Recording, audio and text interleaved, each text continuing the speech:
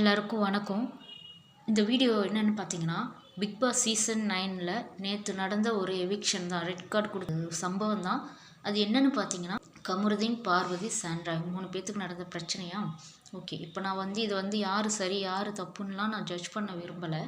இருந்தாலும் இந்த red card கமருதீனுக்கும் பார்வதிக்கும் கொடுத்தது கரெக்டானு கேட்டால் என்னை பொறுத்த வரைக்கும் அது ரொம்ப தப்பு. அது ஏன்னா ஸ்போர்ட்ஸ்னால் எல்லாமே அடிபடும், எல்லாருக்குமே அடிபடும்.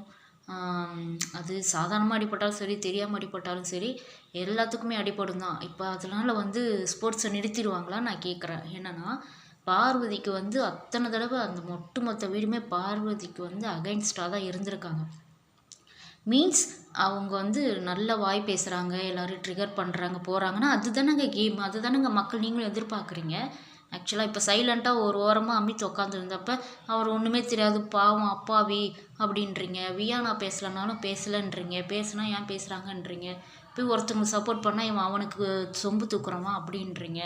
இவன் சைலண்ட்டாக இருந்தால் இவன் எதுக்கு பிக் பாஸில் இருக்கானே தெரியலன்றீங்க. ஏதாவது ஒன்று பண்ணால் நீங்கள் எல்லாத்துக்குமே ஒரு பேர் வைக்கிறீங்க. இது கண்டென்ட் பார்வதி வச்சு தான் ஃபுல்லாகவே இந்த Bigg Boss season 9 full and full நகர்ந்தது. அந்த ஹவுஸ்மேட்ஸ் எல்லாருமே பார்வதிக்கு அகைன்ஸ்டாக இருக்காங்க. ஏன்னா ஃபுல் ஃபோக்கஸுமே கேமராவிலேருந்து ஆடியன்ஸ் வரைக்கும் எல்லாருமே பார்வதின்னு தான் இருந்தாங்களே தவிர அவங்க மேலே ஒரு வெஞ்சன்ஸோடு தான் இருந்தாங்க. எனக்குமே பார்வதி பண்ணதெல்லாம் ஸ்டார்டிங்கில் சுத்தமாக பிடிக்கல, ஒரு மாதிரி இரிட்டேட்டிங்காக இருந்தது. ஆனால் பார்வதி ஒரு என்ன சொல்கிறது, கோவம் வந்தால் அடுத்த சமயம் பேசிட்டு அதுக்கப்புறம் பிடிக்கலன்னா பேசுறதுல தனியாகிடுவாங்க. ஓகேவா? யார்கிட்டையும் போய் ஓப்பனாக நான் மாதிரி இப்படின்னு சொல்லிட்டு யாரை பற்றி காசிப் அவ்வளோவா பேசிக்காமல் நார்மலாக அவங்க குறிப்பிட்ட சண்டையை மட்டும்தான் சொல்ல வராங்க. ஆக்சுவலாக அவங்க நார்மலாக லைவ் பார்த்துட்ருப்பேன். எப்படின்னா சண்டை போட்டு கச்சாமச்சான்னு கத்திடுறதோட சரி, அதுக்கப்புறம் அது என்ன பாயிண்ட் எப்படி எடுத்து வைக்கணுங்கிறது கூட அவங்களுக்கு தெரியாது. ஆக்சுவலாக கத்துறது மட்டும்தான் தெரியும், பாயிண்ட் எடுத்து வைக்கிறது கூட அவங்களுக்கு தெரியாது. நான் இப்போ பார்வதிக்கு பிஆரும் கிடையாது, கமருதீனுக்கு பிஆரும் கிடையாது. நான் லைவ் பார்த்துட்டு இருந்திருக்கேன். ஸோ அதில் நடந்ததை வச்சு நான் சொல்கிறேன். ஓகேங்களா? பேசுது இப்போ நார்மலாக அந்த பேட் டச்சுன்னு சொன்னது கூட கமருதீனும் பார்வதியும் அப்போ அவ்வளோ க்ளோஸ் கிடையாது. ஒரு ஜெயிலில் போட்டப்போ நார்மலாக சும்மா ஜஸ்ட் ஃப்ரெண்டாக பேசிகிட்டு இருந்தப்போ எடுத்து போட்டது. அது தப்பாக தொட்டுட்டாங்கன்னா அப்படின்ற மாதிரி திவாகர்கிட்ட போய் சொன்னதோட சரி.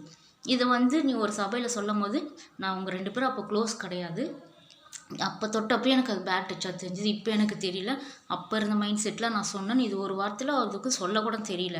அது என்னமோ எனக்கு தெரியல, எனக்கு தோணலை, அப்படி தான் சாண்ட்ரா கிட்ட கூட சொல்லிட்டு இருந்தேன். அந்த மாதிரி ஓப்பனாகவே சொல்லி எனக்கு நான் சண்டை போட்டால் கற்றுவேன் போவேன். ஆனால் மற்றபடி யாரையும் நான் கீழே தரணும்லாம் நான் நினைக்க மாட்டேன். விளையாடணும் போகணுன்னா அதுக்கு முதல்ல இந்த டைட்டில் வின் அடிக்கணுங்கிறது ஒரு மைண்ட் செட் இருக்கான்னு ஜாலியாக எல்லோரும் சண்டை வச்சா கோவப்பட்டுச்சா அப்படி தான் பேசிகிட்டு இருந்தாங்களே தவிர மற்றபடி அவங்க எப்படின்னா அவங்கள கீழே தள்ளி அவனை இன்றைக்கி அவங்க மூஞ்சை உடைக்கணும் அப்படிங்கிற தாட்டே கிடையாது பார்வதிக்கு.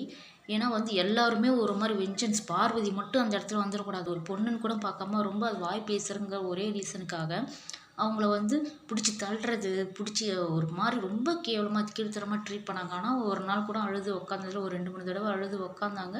அதோட சரி. அதுக்கப்புறம் ரொம்ப போல்டாக அடுத்த நிமிஷம் மறந்துடுறாங்க. மறந்துட்டு அடுத்த நிமிஷம் ரொம்ப ஐசோலேட் ஆகிட்டு யாருக்கிட்டையும் பேசாமல் குறிப்பிட்ட 2-3 நாட்களோட மட்டும்தான் பேசிகிட்டு இருந்தாங்க.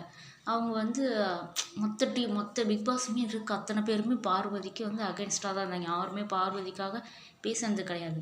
ஏன்னா அவ்வளோ கிளவராக புரிஞ்சுப்பாங்க. ஒரு விக்ரம் சொன்னதே அதனால தான்.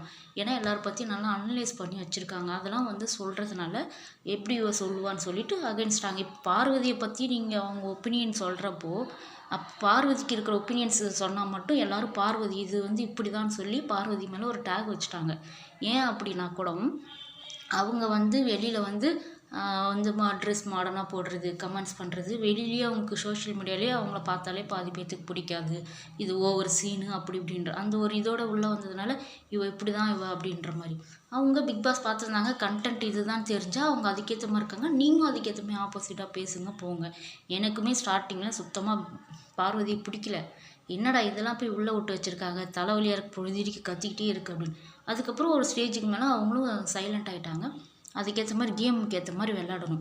சபரிலாம் பார்த்தீங்கன்னா உதச்சி தள்ளுவான் விளையாட்டுன்ற பேரில் அதை நிறைய ஹர்ட் பண்ணியிருக்காங்க. வேர்ட்ஸ் எல்லாம் நிறைய ஹர்ட் பண்ணியிருக்காங்க.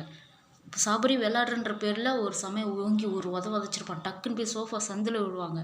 சரிங்களா? அப்படி அந்த விளையாட்டாக இருந்தாலுமே அது விழுறப்போ ஒரு பொறியில் அடிப்படுது, அன்கான்ஷியஸ் ஆகிடுறாங்க. அப்படி இருக்கிறப்போ இந்த மாரிலாம் நீங்கள் எடுக்கிறப்போ இதெல்லாம் வைலன்ஸில் கூட தான் வரும், இதெல்லாம் கூட தான் உதைக்கிற மாதிரி வரும். எப்படி நீங்கள் அதை பண்ணலாம், இதெல்லாம் தப்பாச்சேன்னு பண்ணலாம். ஒரு பொண்ணுக்கு வந்து லைஃப் இருக்குது, ஃப்யூச்சர் இருக்குதுன்னு சொல்கிறீங்க. அப்போ அந்த பொண்ணு கண்ணில் குத்துறான், அதுவும் விளாட்டா குத்தி கண்ணில் அடிபட்டுருது, அவ்வளோ பெருசு. நீங்கள் கண்ணே தெரியாமல் போயிடுச்சுன்னா என்ன பண்ணுவீங்க பிக் பாஸ் டீம்? நான் கேட்குறேன். இப்போ சாண்ட்ராக்கு ஒன்றுமே இல்லை, அது நான் அப்பட்டமாக சொல்லுவேன்.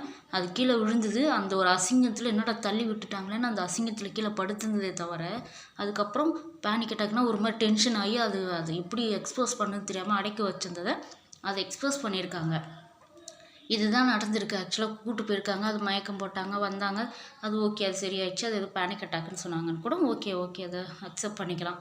சரி, அப்படி வந்து அடுத்த நிமிஷம் நைட்டில் பண்ணாங்க. சரி, இன்ஜெக்ஷன் போட்டாங்க, வந்து ரிலாக்ஸாக இருக்கிறப்போ திடீர்னு நைட்டில் வந்து பார்த்தாங்க, கத்துனாங்கங்க. அதை கூட கமருதீனும் பார்வதி சிரிச்சது எதுக்குன்னா, யாராக இருந்தாலுமே அந்த இடத்துல போய் சும்மா போகாம டக்குன்னு கத்திட்டாங்கப்பான்ட்டு டக்குன்னு சிரிப்பு தான் வரும். நம்ம உண்மையாலுமே நம்ம மனசாட்சி தொட்டு சொல்லுங்கள், யாராக இருந்தாலுமே ஏன்னா ஒன்றுமே பண்ணல டக்குன்னு கத்திட்டாங்கப்பா அப்படின்ட்டு டக்குன்னு சிரிப்பு வரும். அதை தான் லைட்டாக அப்படியே அப்படின்னு இப்படி சொன்னோடனே டக்குன்னு சுவிட்ச் போட்ட மாதிரி அழுவு வருமா நமக்கு? நீங்களே சொல்லுங்கள்.